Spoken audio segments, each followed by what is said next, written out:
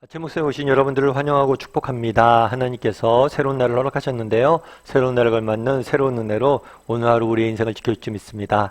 오늘은 십계명이라는 제목을 가지고 출애굽기 20장 17절 말씀 같이 한번 다루도록 하겠습니다. 우리 먼저 17절 말씀 같이 한번 읽어볼까요? 내 이웃의 집을 탐내지 말라. 내 이웃의 아내나 그의 남종이나 그의 여종이나 그의 소나 그의 낙이나 무릇 내 이웃의 소유를 탐내지 말라. 예, 오늘 본문은 십계명의 마지막 10번째 계명입니다. 그런데 10번째 계명의 핵심은 뭐냐면 탐내지 말라. 다르게 말하면 탐심을 버리라는 거예요.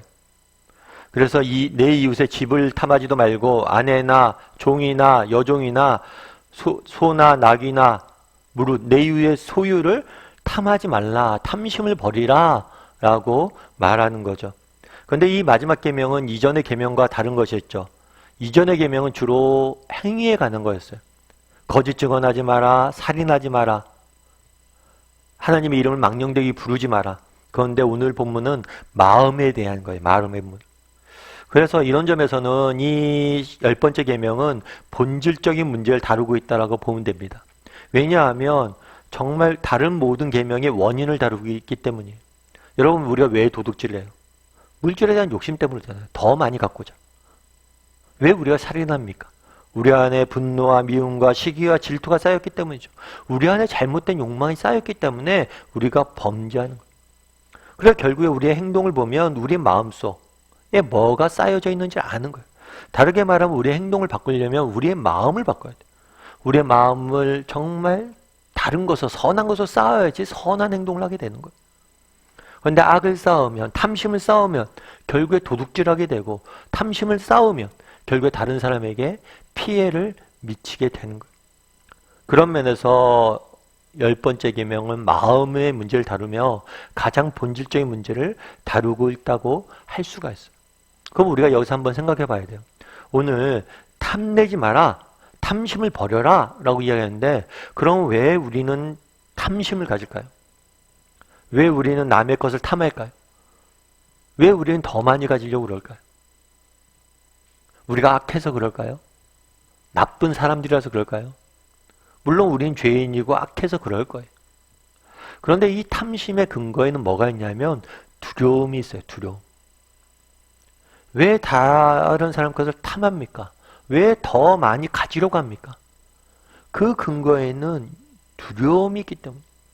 최근에 한 조사를 보니까 그렇더라고요. 우리가 이 땅을 살면서 가장 많이 근심하는 근심거리가 있어요. 여러분이 가장 많이 하는 근심거리가 있어요. 그건 뭘까요?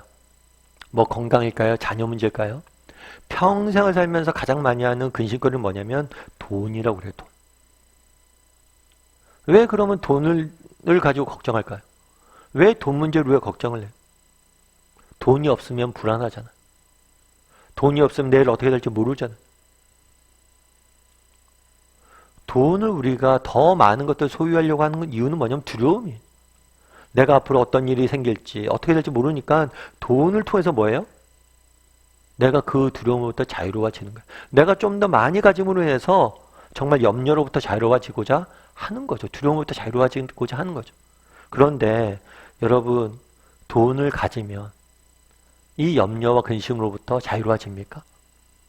우리 사회가 과거에 비해서 얼마나 정말 부유한 사회가 됐어요.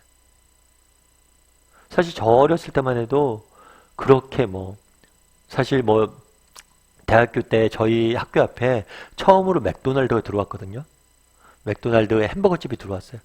그때 이렇게 데모도 하고 반대 시위도 하고 그랬었는데, 아무튼 그때 맥도날드가 들어오고 피자 같은 경우에는 정말 돈 모아서 1년에 한두 번 먹었어요. 친구들이랑 돈 모아서. 그런데 지금 햄버거 이렇게 피자 먹는 거, 그거 너무나 흔한 일이죠.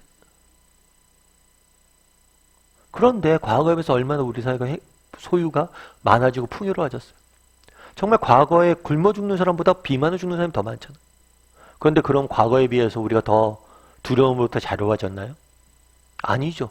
오히려 더 정신적 질환은 많고 더 많은 사람들이 우울증과 염려, 걱정에 시달리고 있어요. 정말 왜 다른 사람 것을 탐합니까? 인간이 악해서 그럴 수 있어요. 하지만 그 근처에는 뭐가 있는 거예요? 두려움이 있는 거예요. 두려움. 그리고 이 두려움을 어디서부터 해결하려고 그래요? 돈을 더 많이 가지면 해결하려고 그런 거예요. 그래서 마치 1계명과 10계명은 북엔드라고 하죠. 책꽂이에 책을 딱 가로막는. 1계명이 뭐예요? 나 외에 다른 신을 섬기지 마라. 하나님 외에 다른 것들을 의지하지 마라. 하나님 외에 다른 것들을 의지하고 다른 것들을 생각하다 보면 뭘 갖질 수밖에 없어요. 결국에 그 결론은 탐심이에요. 그래서 1계명과 10계명은 한 쌍이에요. 결국에 탐심을 갖게 되는 원인은 무엇입니까? 두려움 때문이에요. 그럼 왜 우리가 두려움에 빠집니까?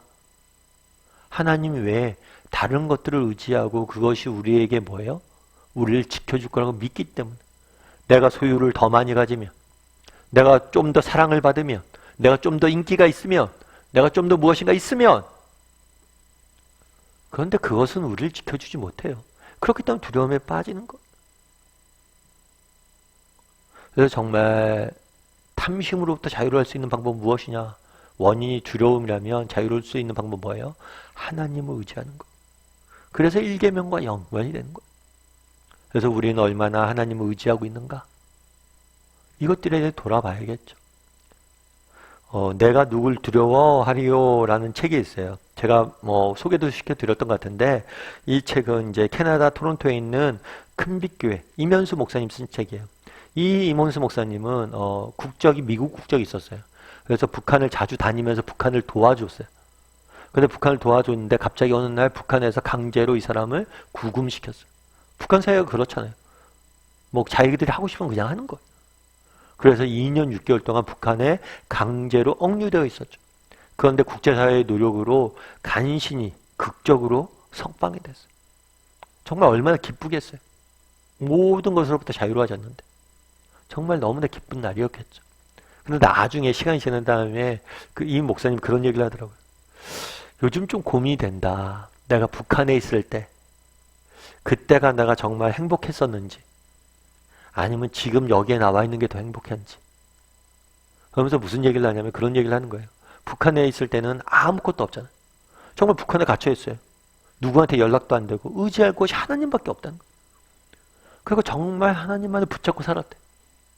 그런데 북한에서 나와서 본국에 돌아오다 보니까 의지할 것도 많고 정말 가지고 있는 것도 많고 누리는 것도 많고 그러다 보니까 점점 하나님만을 의지하지 않는 자신의 모습을 발견하게 된 거예요. 그러면서 정말 북한에 있을 때는 내가 누구를 두려워하리요 이렇게 고백했는데 지금 내 안에 염려와 불안과 걱정이 쌓여간다는 거예요. 왜요? 하나님을 바라보지 않기 때문이죠. 우리도 마찬가지예요. 그날의 10계명 탐심에 대해서 이야기합니다. 탐심의 원인은 어디에 있어요? 두려움에 있어요. 그리고 이 두려움의 원천은 무엇이에요? 하나님 외에 우리가 다른 것을 의지하기 때문입니다. 나는 하나님 외에 다른 무엇인가 의지하는 사람은 아닌지 돌아봤으면 좋겠고 정말 하나님만을 의지하고 신뢰하는 사람이 되었으면 좋겠어요. 그러면 정말 우리가 뭐예요? 이 탐심으로부터 자유로울 수 있어요. 두려워할 일이 없잖아요. 하나님이 내일 먹일 것일 것이고 우리를 인도하실 것이고 내 인생 끝날 상 주실 건데 내가 욕심을 내고 더 많은 것을 가지고 이 땅의 것들에 욕심을 내고 이 땅의 것들에 더 많은 것을 가지려고 애쓰겠어요. 우리 하나님은 날 지켜줄 것이고 더 귀한 것을 내 인생을 칭찬해 주실 건데 그래서 나는 얼마나 하나님을 바라보고 의지하는 사람인지 돌아봤으면 좋겠고 그것으로부터 우리 인생의 두려움으로부터 자유로워지고 탐심으로부터 자유로워지는 저와 여러분이 되기를 주님의 이름으로 소원합니다.